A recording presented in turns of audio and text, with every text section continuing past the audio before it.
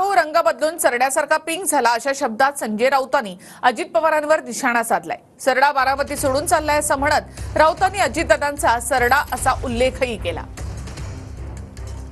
जे भाऊ आहेत लाडके त्यांनी रंग बदलला, ते काय पिंक झाले, पिंक। सरडा रंग बदलतो, अचानक पिंक कसा होऊ शकतो, गुलाबी।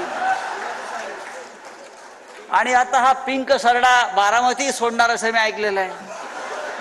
कुठे जाणार मला माहित नाही। राहत इंदोरींचा एक शेर आहे, राहत इंदोरी असं म्हणतात, तेरी जबान कतराना बहुत जरूरी है, तुझे मर्ज ये है कि तू बार बार बोलता है।